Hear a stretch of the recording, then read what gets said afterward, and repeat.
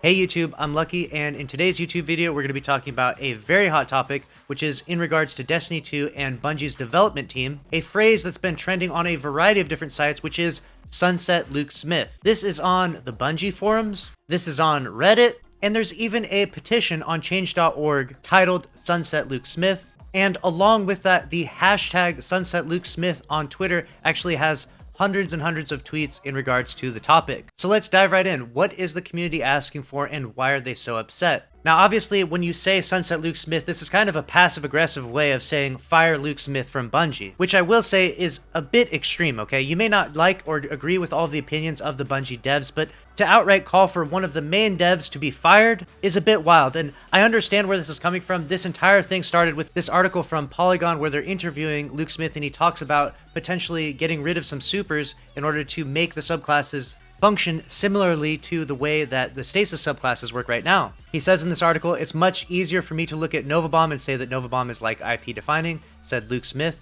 "It's an IP defining super, get rid of Nova Warp." Now, obviously, this received a ton of backlash. People don't want to see their supers essentially sunset or thrown by the wayside. As a community, we've already experienced an insane amount of sunsetting. We've lost so many different weapons, so much armor within the game. And now with a variety of different weapons being reprised and brought back to us, the salt levels are at an all-time high. That being said, however, I don't think that calling for Luke Smith to be sunset or i.e. to be fired is the right play here. I think that what the community means to say and what they're looking for is that Destiny 2 needs some new eyes brought onto the project. There's a ton of veteran developers who have literally been working on this project from day one until now, and some new eyes on the project might help see a new vision for the game in the future. Obviously, by saying to sunset Luke Smith or fire Luke Smith, you would essentially get a new developer put into the studio, and those new eyes in the studio might give us a better vision and better collaboration from what the community wants and from what Bungie is developing for us. Now, speaking of this topic and the community's perception of game development, the top most Reddit post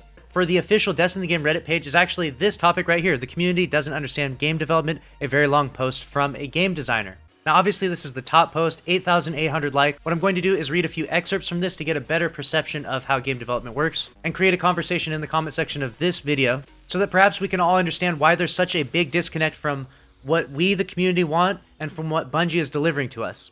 So let's begin. I've been playing Destiny for quite some time and I've enjoyed the community around it a lot, but the one thing that frustrates me the most about Destiny is how little the community actually knows about game development. It's driving me crazy, so I wrote this whole thing down. I'm a game designer slash producer myself. I've never worked on a project as massive as Destiny, not many people ever do, but I have worked on several gaming projects, some of them big in large companies, some of them small gaming apps. I know enough to explain the basics here, but I'm definitely not the ultimate authority on video games, and I'm not representing Bungie whatsoever. Everything here is only from my experience. My goal here is to give you some useful info and calm my mind about this. The Destiny community is incredibly vocal, especially the sub, which is generally a good thing, but the lack of understanding really damages not only the enjoyment of the community members, but also the game itself, in my opinion. I'll explain some of the basics I think any hardcore fan should know here with an example, and then I'll outline some specific problems. He then illustrates a variety of different nuances of how the command chain works within game development, and basically says that it's a massive project that involves a ton of different people. Which is true, I've been to the studios myself and I've seen all the different computers there. I mean, there's a huge studio filled with hundreds and hundreds and hundreds of people, all working simultaneously on this project. He then says, now it's time for an example. Let's say during Seasons Worthy, you get an assignment to create a catalyst for Thorn that would make it more popular in PvE, but doesn't make it overpowered in PvP. Seems simple enough, right? There are dozens of posts about this topic on the subreddit. How hard can it be? The answer is very, very hard. You start working on your designs. You analyze all other exotic catalysts and hand cannon perks in the game, how they were made, their philosophy, psychological effects, and how they influence gameplay. You discuss everything in your team. When you create your first version, your design lead tells your whole team that hand cannons are getting a range buff and Thorn is now at 140 RPM and you have to adjust your design. After that, your priorities get shifted to helping with Beyond Light and the Deepstone Crypt weapons so it's finished on time, so you put Thorn on hold. You don't want to waste time though, so you give the art team an assignment to create the Thorn Catalyst icon. After 2 months of work on Beyond Light, you come back to Thorn, but now you basically have to start over because the future meta has changed so much. You create new designs and this time they're approved by management, so you move on to prototyping.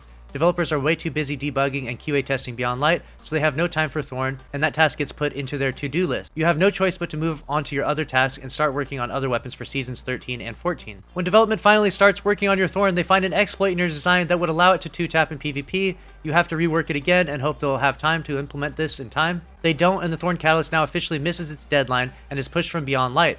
The marketing team doesn't hear about it though, so they publish the icon you had made 4 months ago, leaking the catalyst coming out. This is of course your fault, but these things happened during all the chaos, and there was almost nothing you could have done. When you finally push the task through and it's checked and approved dozens of times in different places, weapon design, design lead, writing, sandbox team, development, QA, studio director, etc. You have to make sure it's published correctly in the right build, it has all necessary descriptions and marketing text done and translated into all languages, and the community managers know about it so they can get ready to collect data. The single task took you a year to complete even when you did your best to do it fast and well, and I left out about 90% of problems you would normally encounter. This is game development. The next topic, he talks about community attitude and feedback. Now we get to why the uninformed community hurts the game so much. This sub would only see Thorn getting a Catalyst and would immediately be flooded with posts like, the Catalyst sucks in PvE, buff please, Bungo doesn't care, the Catalyst sucks for Warlocks, and a few, why Catalyst for Thorn but not for Skyburner's Oath, completely missing the point of the Catalyst and adding nothing to the discussion. Bungie devs are way more informed, skilled, and experienced than us, the community. The only feedback they're interested in from us is quantitative. Basically what we like and what we don't like about the game. Any post giving them ideas, elaborate works, or straight up negative outrage will accomplish nothing because they already know everything about the game and discuss it daily with more detail than we could ever imagine. The only qualitative feedback they should collect and measure is from the content creators and the top 1% of the player base because those people actually know some aspects of the game Bungie doesn't. I know it may sound like the hated Bungo only listens to sweats and YouTubers, but that's kind of the point. They should be listening. Which I will say is pretty controversial. I mean, I don't think that the entirety of the community feedback needs to just be, I like this, I don't like this. I think that that type of feedback is good for the general population, people who casually play the game. But I strongly believe that the community as a whole can give some of the best criticism and best feedback for the future of Destiny 2. The best example of this would be Destiny 2 Year 1. I mean, Bungie completely developed and created that entire idea of double primaries and static weapons without random rolls entirely by themselves. No one ever said they wanted that. They developed that and thought that was going to be good, and they shipped it out, and it was terrible. The community feedback was, this is not fun in general. And so what they did was they actually recruited the top 1% players and the content creators, and they brought them in for a community summit. I was a part of that community summit, and one of the biggest points that I made while I was there was, we need to increase the time to kill and we need to return special ammo. That was my biggest gripe while I was at the community summit. As a PvP player, I felt like the double primary meta was terrible, the very slow time to kill was terrible, and then all of that needed to be sped up. And Bungie responded, and they actually changed that with Forsaken. And while the Bungie devs might be extremely skilled and they might understand nuances that we don't because they're actually seeing the game from the back end, that doesn't change the fact that we as the consumer know what we want and know what we're looking for. For example, just because I don't understand how a combustible engine works, I still know what I'm looking for and what I want when I'm shopping for a car. You know, I don't need to know all of the nuances of how the engine works in order to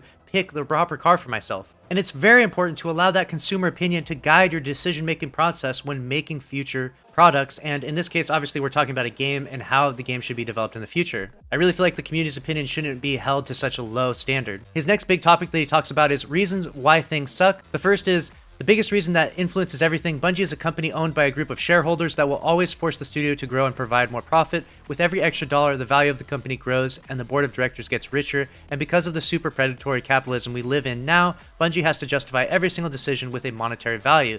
It's not the fault of the devs, they don't make much money themselves. Which obviously is something that needs to be said and needs to be illustrated even more, that it is a business and Bungie needs to make money. Obviously, we've had issues in the past with Eververse. We've had issues with the amount of money that we've had to pay throughout the entirety of a year while being a Destiny player. DLCs and seasons and so on and so forth. And yes, I will agree that capitalism is certainly a part of the issue that comes with game development in general. We could definitely see that issue with Cyberpunk 2077 being released way too early, but I don't think that's the biggest issue with Destiny. And as I read through the rest of this article, the points that he makes are very fair, but I think that overall, what I take away from this is that the nuances of game development are very, very estranged to us, the consumer. Like, we don't understand how things work on the back end, but that's not our fault and that's not our issue. If we don't really understand how the game development works within Destiny 2, then Bungie should open up more and tell us about how these things work so that way we can better understand, you know, what qualifies someone as being, I am worthy of being a Bungie dev, I am worthy of making big decisions for Destiny 2, and someone who's not, you know? Even if you went to school and you got a college degree and you're the smartest person of your class, the game development industry is such a volatile and ever-changing industry that your college degree would honestly not really mean a whole lot, minus the ability to use the programs to develop the game, but those are only simply tools. The tools to create a game does not create a good game. What creates a good game is a game that has excellent fundamental mechanics and rewarding experiences that you enjoy. That's what makes a good game. And that's across the board for all games. And guess what? The community can tell you how to do that. The only unfortunate part, and it's not covered in here in as much detail in my opinion,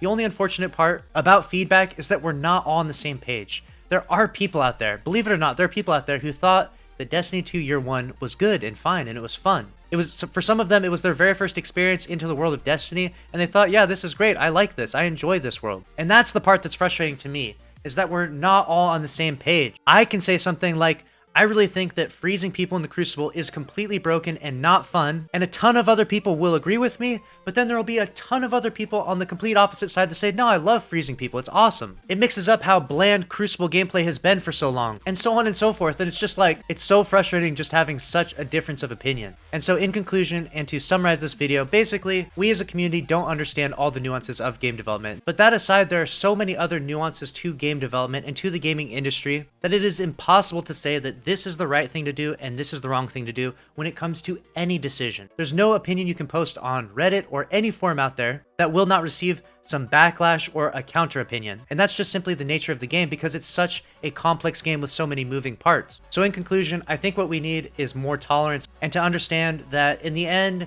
it is what it is. Destiny 2 is the game that it is. And if you have fun playing it, then play it. And if you don't have fun playing it, don't play it. But now, let me know your thoughts in the comment section below, and make sure to subscribe with notifications on if you enjoyed this video. I'll see you in the next one. Later.